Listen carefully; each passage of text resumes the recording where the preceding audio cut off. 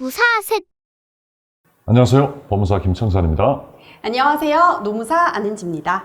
안녕하세요. 세무사 전형진입니다. 법무사, 노무사 세무사 셋이 모여 무사 셋입니다. 무사셋. 주변에 사실은 전문 자격사분들이 굉장히 많잖아요. 이런저런 얘기를 듣다 보면 그러면 나도 증여세를 내야 되나? 이렇게 생각되는 의문이 드는 그런 상황들이 몇 개가 있거든요.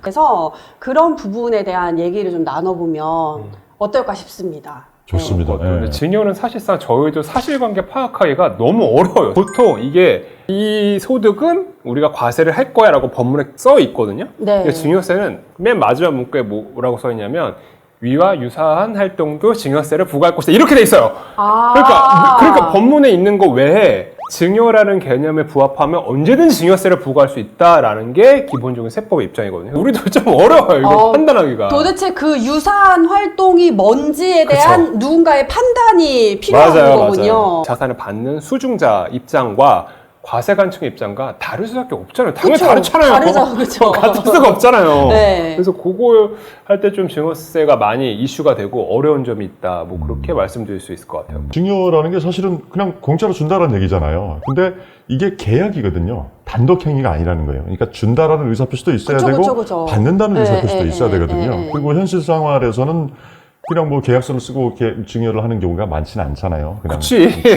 땡큐하고 그냥 그쵸. 하는 거죠. 증여라는 행위 자체가 어떤 뭐 세무적으로 세금을 내야 되고 이런 이슈가 발생을 한다라고 하면 분명히 우리가 생활상에서 그냥 돈을 주고받는 행위들은 되게 많잖아요. 가장 뭐 대표적으로 이제 뭐 명절도 다가오고 하니까 뭐 명절이 되면 사실은 이제 어렸을 때는 제가 부모님한테 또는 친척들에게 세뱃돈이라는 거를 받잖아요. 네. 그리고 그 액수가 사실은 뭐 이렇게 10,000원 단위나 그게 뭐 몇십만 원이 될 수도 있는 거고 사실은 뭐 몇백만 원 단위가 될 수도 있는 거잖아요. 이슈가 조금 크게 있다라고 하면 그러면 그런 행위도 뭐 증여세가 발생이 되는 행위인가 그런 것들에 대해서 정리를 해봐 주시면 좋을 것 같아요. 세뱃돈 같은 경우는 생활비 명목으로 볼 수가 있거든요. 생활비.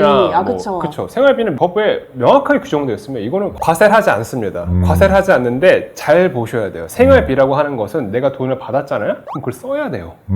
생활비를 주는 목적이거든요. 이거 진짜 실제로 있었던 과세 강국의 사례가 있었어요. 생활비를 받았습니다. 근데 그걸 쓰지 않았어요.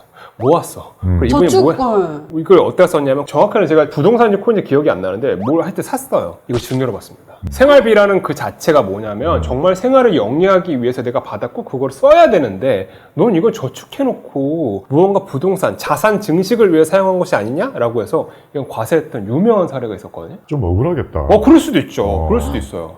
그러면 쓰기만 하면 금액은 상관이 없어요? 몇 달 전에 그 정치인, 그러니까 국회의원이 자녀 결혼식 때 축의금을 받았는데 아무래도 이제 유명인이니까 여러 사람한테 좀 많이 받았을 거 아닙니까? 뭐 그게 몇천 내지는 몇 억까지도 될 수 있잖아요. 그것에 대해서 과세 당국에다 신고를 안 해가지고 뭐 문제가 되네 마네 그런 공방이 있었던 것 같은데. 지금 법무사님께서도 정확하게 축의금 말씀하셨잖아요. 우리가 축의금 낼 때 보통 이제 20, 30 이렇게 내지 몇 천만 원을 받으면은 이거 축의금 명목, 생활비의 명목, 돈의 명목 이런 거는 조금 말이 좀 안 맞잖아요. 그럴 때는 증여로 볼 만한 사례가 분명히 있을 것 같기는 해요. 항상 두 분도 잘 아시겠지만 판단할 때 통상적이라는 범위, 그 말만 들으면 너무 싫은데 항상 제가 상담을 할 때는 물어보시거든요. 그래서 얼마라고요? 그래서 얼마? 근데 그거 저희도 몰라요. 근데 생각해 보면은 그 목적 자체가 몇 천만 원을 지급하는 것 자체는 이거는 생활비라던가 아니면 축의금의 명목으로는 좀 볼 수가 없지 않을까 이렇게 저는 생각이 되어지긴 하거든요.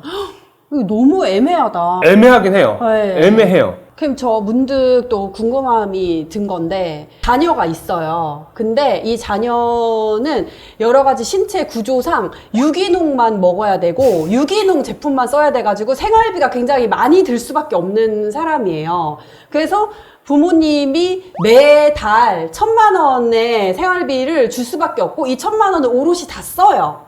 그럼 어떻게 해요? 증여세를 내야 되나요? 그거는 상황에 따라 다를 것 같은데 만약에 그 부모님께서 정말 소득이 많으신 분이다 라고 한다면 그거는 굳이 나을 것 같지는 않다고 봐요.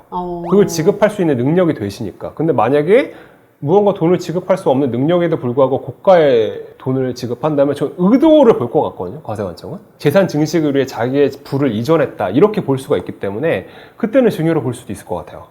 근데 어쨌든 안무사님의 뇌 속에는 큰 돈을 받아서 쓰자라는 그것이 너무 강하게 되어 있어서 그러니까 뭐 부동산 취득을 할 때 이렇게 한 번에 주는 게 아니라 쓰는 돈을 매월 그렇게 고액을 주는 거는 이거는 그러면은 세금을 안 내도 되는 건가? 막 여러 가지 생각이 들어가지고 예규가 있었던 게 뭐냐면은 일을 할 수 있는 장애인 부부셨고 장애를 가지고 계신 분의 부모님이시죠. 이분이 이게 소득이 너무 적고 생활을 유지할 수 없고 직장을 구하실 수가 없으니까 1,000만 원까지는 아니어도 한 500 정도 제가 기억하기에는 5, 600 정도 되어지는 것 같은데 그거를 매달 이제 생활비로 주셨어요.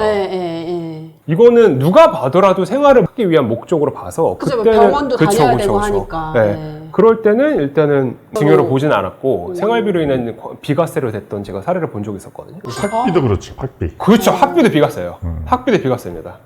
근데 되게 애매하긴 하다. 그냥 내가 그렇게 매달 이렇게 주는 것보다 한 번에 목돈을 줄 테니 너가 매달 생활비로 써라. 사실 이렇게 할 수도 있는 건데 그렇게 되면 또 얘기가 달라지는 거예요. 맞아요. 혹시라도 생활비 목록조로 뭐 고가의 금액을 주시는 것보다는 달달해 주시는 거를 저는 조금 비과세로 볼 여지가 더욱더 크니까 그렇게 추천을 많이 드리고 있죠. 그리고 또 이제 뭐 큰 돈이 아니라 작은 돈이면 큰 상관이 없는데 그 돈들을 잘 모았다가 자기가 어떤 거액의 물품을 샀다. 그럼 또 그때 가서 그게 또 증여 문제가 돼버리고 맞아요. 나중에 취직이 나오거나 그런 경우가 생기잖아요. 그죠. 뭐 매월 이제 10만 원씩 모아가지고 한 10년 모아가지고 예를 들어서 뭐를 샀다 이러면은 또 이슈가 될 수 있고 그런 거네요.